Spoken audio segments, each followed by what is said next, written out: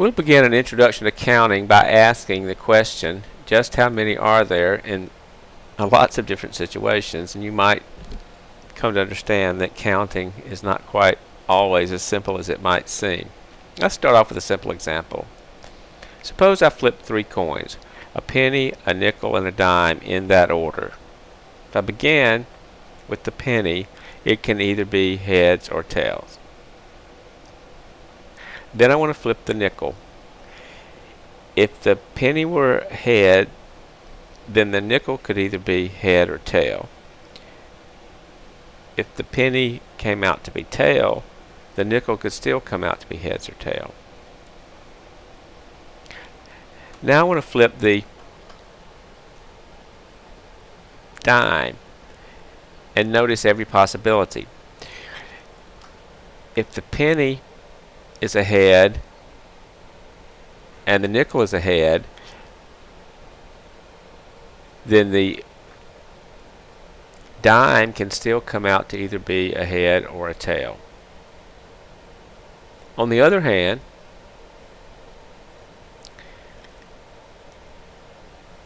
if the penny is a head, the nickel's a tail, the dime can still come out to be either a head or a tail. Each one of those is generating a different possibility. For example, if I go down this what's called a branch, I'll get head, tail, tail. If I had gone up one for the dime, I would have had head, tail, head. Every time you go down what's called a branch, you get a different possibility. So as I continue, suppose I start down this branch. The penny's a head, tail, the nickel's a head, then the dime could still be either a head or a tail. That generates the possibility tail, head, head, but it also generates the possibility tail, head, tail. And continuing, if the penny is a tail and the nickel is a tail, the dime can still either be a head or a tail, and that generates the possibilities tail, tail, head, and tail, tail, tail. So when all is said and done, there are 8 different arrangements of heads and tails possible. And you can actually list them if you're interested in doing so. There are 8 of them, and you get them by going down the branches. This structure has a name. It's called a tree diagram. As I said, it's made up of branches, and each branch gives you one possibility,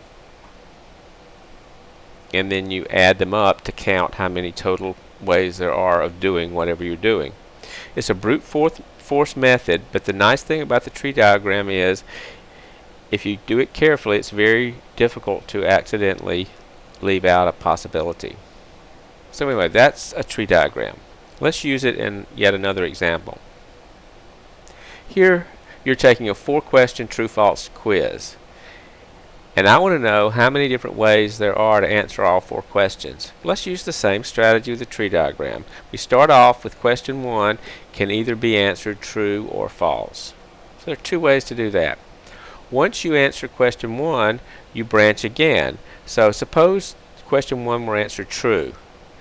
At that point, you still have 2 ways of answering question 2, either true or false. Conversely, suppose you answered false for question 1. Nevertheless, you still have choices of either true or false for question 2. Generates another series for your branch. Now let's move on to question 3. You've already done 1, you've already done 2. Question 3, every time you hit the tip of a branch, since each question can be answered true or false, you have 2 more possibilities. So as you can see, each branch continues out by doubling each time. Once you get the pattern down, you'll notice the same thing follows for question 4. At each branch point, you have 2 possibilities. If you count, you'll see that there are 16 different ways to answer all 4 of those true-false questions. And you could actually enumerate them if you wanted to. If you go down a branch, you get a possibility. So if you start off T, T, T, T, you could answer all of them true. You could answer the first 3 true and the last one false, and so on. You could answer the first 2 true and the third one false and the last one true. You could answer true, true, false, false. You could answer true, false, true, true. And as you move down the branches, you generate all 16 possibilities. So there are 16 different ways that you could answer a 4-question true-false test. Let's move on to something that requires maybe a little bit more thought. This example says, list all the ways that 2 members of the set consisting of the elements A, B, C, D, E can be selected if repetition is allowed and the order of selection is important. You've got to pick up on the cues here. It's important that you're only picking 2 out of the 5. It's important that you can repeat letters. So if you choose A, you could choose A again for the second time if you wanted. And the order of selection is important. So if you chose A and then B, that would be a different selection than if you chose B followed by A. So all of these little cues are important and you have to pick up on them. Having said that, let's go through the example. In the beginning, it doesn't matter. You can choose A, B, C, D, or E. Free choice. Now, if I start off looking at A, there's no reason why I can't choose A again because it says repetitions allowed. So I can choose A again, or I can choose B, or I can choose C, D, or E. So there's really no restriction at all because I can repeat. If I move along to B, of course that's 5 different ways. If I move along to B, I've got the same set of options. Because B can be repeated, I can go B, B, and also the order of selection is important. So even though I've already chosen A, B over here, I can choose B, A because A and B and A are considered to be different. And that's what the order of selection being important means for us. So the bottom line is I have a free choice of A, B, C, D, E again. I can choose B again because repetition is allowed, and I can choose A again because A, B, and B, A are considered to be 2 different selections. Let's move to C. Same idea. I can choose C again, and the order does matter. So even though I've already chosen chosen AC and BC, I can choose them again as CA and CB because order matters. By now you've sort of seen the pattern. It's going to follow through for D and E. I've got free reign for both. So when it's all said and done, I have 5 plus 5 plus 5 plus 5. 25 different ways that this selection can be done using 2 members from 5, allowing repetition and having the order of selection be important. Just to emphasize how important these cues are, I want to do a similar problem with a slightly different phrasing. This time, I want to list all the ways that 2 members of the set containing the elements A, B, C, D, and E can be chosen if repetition is not allowed. So this time we're not allowing repetition. The order of selection is still important, but we don't allow repetition this time. Well, what's the effect of that? In the beginning, nothing. You can start off with any of the 5 letters. But looking at A, I cannot repeat. So I can't use A again. That means I can only choose from B, C, D, and E. So instead of having 5 ways, I only have 4. Okay. Moving along to B, I can't choose B again, but the order is still important. So even though I've already chosen A, B over here, there's nothing wrong with me choosing B, A, because the order of selection is still important. That means that the only thing I can't use again is B. So when I branch again, I will have to leave out the B. So I'm going to choose A, C, D, and E. But that's still 4 more ways. Now move to C.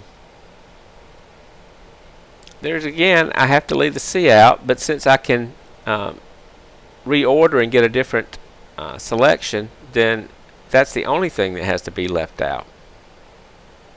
And by the time you get this far, you can see that the same pattern is going to hold for D and E.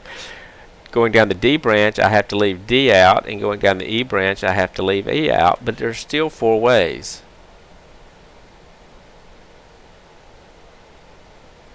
So in the end, there will be 4 plus 4 plus 4 plus 4, which is a total of 20 different ways that this can be done.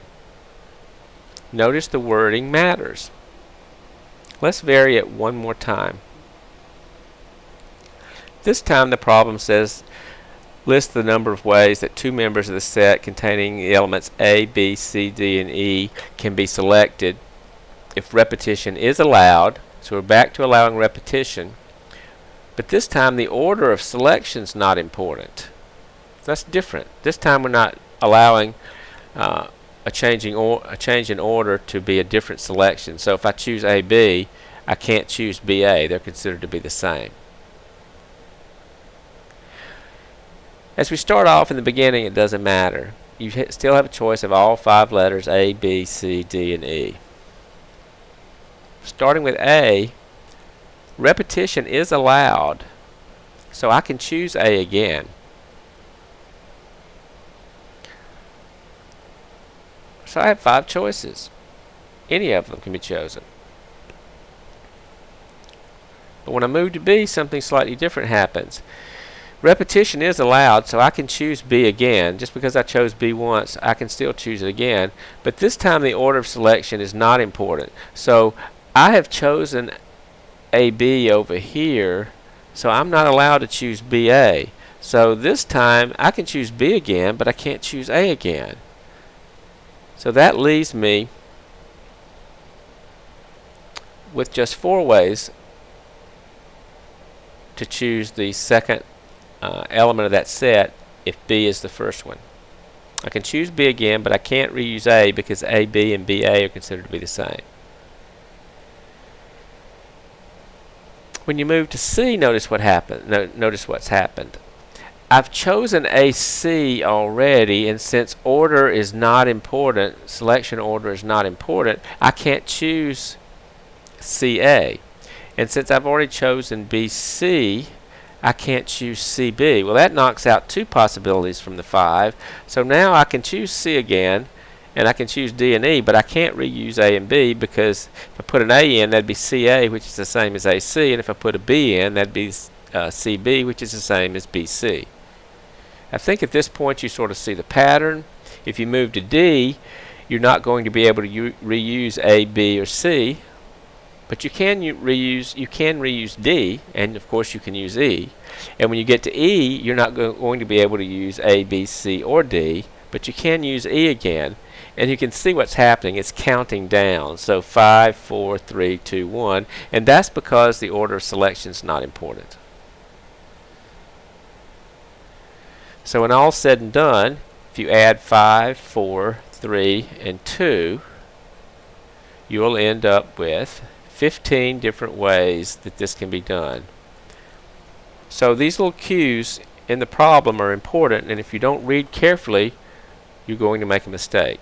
So read very carefully when you're doing these problems and don't rush through them.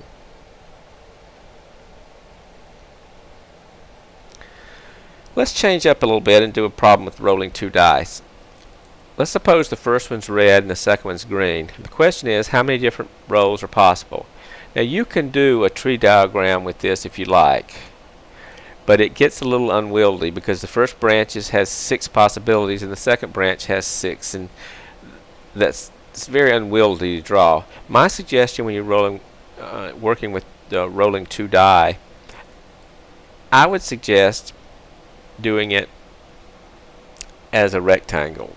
Actually, in this case, it's a square. If you put the red rolls as row headings and the green die possibilities as column headings, you can generate every possibility by simply putting the red number first and the green number second. So if you've got a 5 here and a 3 here, you can see you can generate every possibility of pairing a 1 outcome with a a red outcome with a green outcome. And it only takes a glance to see that this is a 6 by 6 rectangle, which is actually a square, 6 by 6.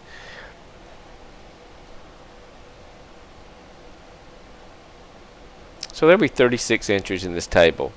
So there are 36 possible combinations. Every entry in that table represents a different row, and there are 36 of them.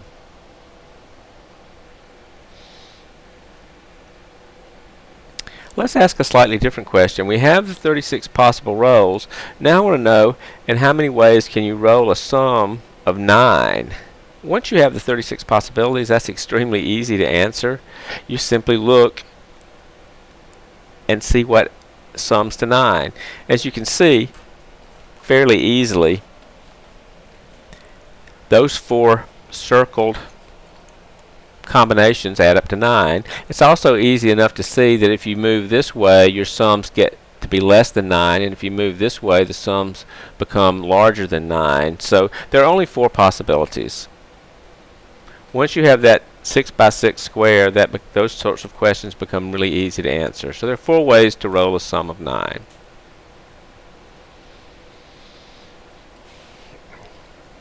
Now we'll say, even though tree diagrams and other visual aids give you a really reliable way of counting the number of ways that these kind of things can be done, these tree diagrams are not really practical when the number of ways to do something gets really large. So what you'll find is that you'll want to have some better ways of doing these things when the number gets large. Now that doesn't stop you from picturing a tree diagram in your mind as you're thinking about it, and I often do that, but the actual drawing of the tree diagram becomes impractical when you get branches that run into the hundreds or even the 50s. So that's what we want to do now, sort of looking at a better way of doing problems where the number of branches would just be too large to practically do it that way. And the idea is to just look and think about what a tree diagram is telling us so that we can figure out a way to avoid having to actually draw it out all the time. Doing that leads us to something called the fundamental counting principle. I'll call it FCP sometimes, just to shorten the words. And here's what the fundamental counting principle says. It says a task composed of a series of subtasks in which the first subtask can be performed in A ways, the second subtask can be performed in B ways, the third subtask can be performed in C ways, and on like that. The task itself can be done in A times B times C, and you just multiply all the number of ways for the subtask together, and that product is the number of ways the whole task can be done. That's a little awkward to say, so it's probably good to just think about what it really means by doing some examples. So let's go back to the problem that we started this discussion off with, that problem about the coin flips, where we've got a penny, a nickel, and a dime. We flip the penny first, then the nickel, and then the dime. You remember that problem? Let's go back and apply the fundamental counting principle to that. Remember, we found those 8 possibilities. I've got them listed there on the right, but we've done this before. The difference is, here we're going to try to apply the fundamental counting principle and see how much easier it is to get 8 than drawing out that tree diagram, although with 8 the tree diagram is a viable method of doing it. So what I do is I look at this as a product of 3 things: the number of ways of getting a result when I flip the penny, the number of ways for getting the result when I flip the nickel, and the number of ways to get a result when I flip the dime. And the product of those 3 numbers will be the number of ways that we found earlier. So thinking about this, there are only 2 ways to get a result for the penny. It's either head or tails.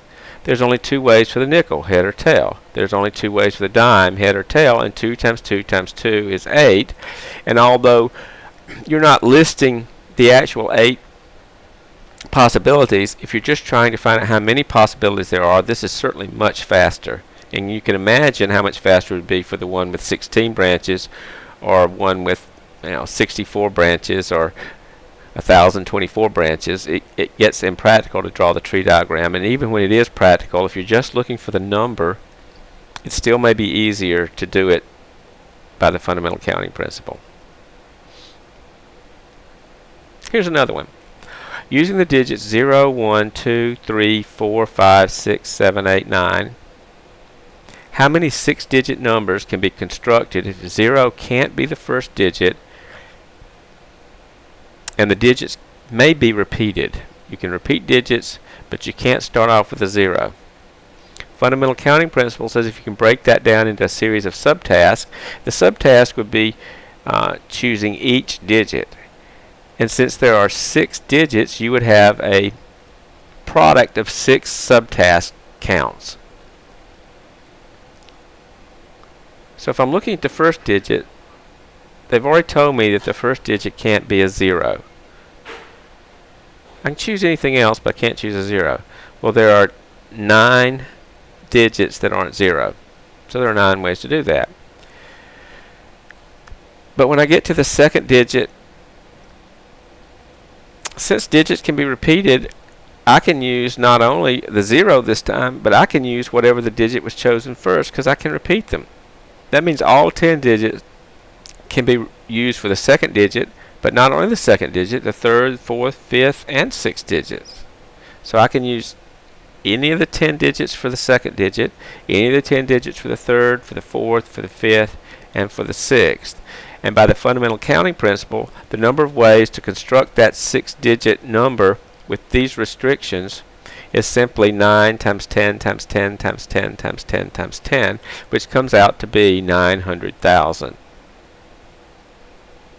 So there are 900,000 different ways to write down a 6-digit number that can't begin with a 0 but may have repeated digits. There's no way you could draw a 900,000 branch tree diagram. Another problem.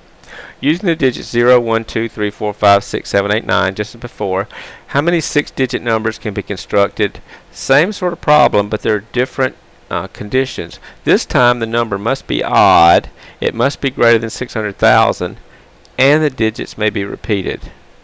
It's still a 6-digit number, so you're going to have the same setup in the previous problem. You're going to have each subtask being choosing a digit, and there's 6 of them, so it'll be a product of 6 subtasks. This time, though, the number has to be odd and greater than 600,000, and the digits can still be repeated. Let's begin by dealing with the greater than 600,000 issue. If you think about it, numbers greater than 600,000, you could have 600,001, you could have 750,000, 800,000, 976,000, 492, things like that. In other words, that leading digit could either be a 6, a 7, an 8, or a 9. So just think about this a minute. It could either be a 6 or a 7 or an 8 or a 9. So that's 4 ways. So the first digit has to be one of those 4 numbers. So we've taken care of the greater than 600,000 condition. The other big condition is that the number has to be odd. But it can be repeated. So no matter what I chose for the first digit, I can reuse it again, so that's not an issue.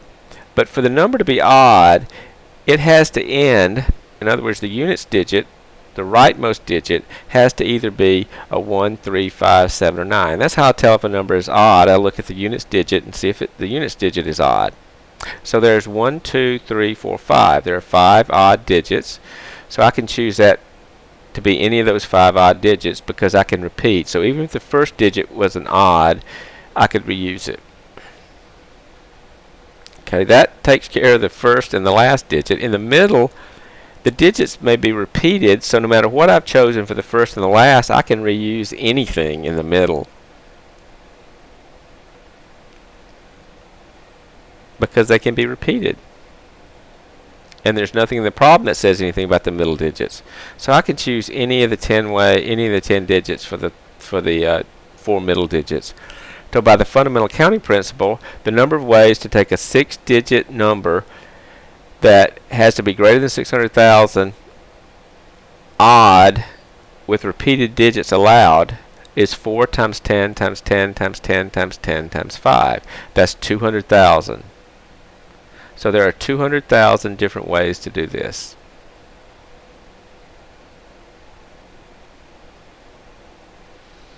Just to emphasize how this works, let's do another one. This time we're doing 3-digit numbers. How many 3-digit numbers can be formed using the digits 9, 6, 8, 5, 2, 1, and 7? In other words, not all 10 of the digits. We, for instance, can't use a 3, can't use a 4. We can only use 9, 6, 8, 5, 2, 1, 7. But they can be repeated. They can be repeated so we can use them again. We're still choosing 3 digits, though. It's not a 6-digit number this time. It's a 3-digit number. So by the fundamental counting principle, it's the number of ways to choose each digit, all those subtasks multiplied together. Well, we can reuse the digits, but there are only 1, 2, 3, 4, 5. There are only 7 of them. So the first choice, I can choose any 7. I can repeat it, though, so there's no reason I can't use any of the 7 for the second digit or the third digit. So the total number of ways I can write down a 3-digit number using the digits 9, 6, 8, 5, 2, 1, 7, if I can repeat digits, is 343. So 343 ways to do that.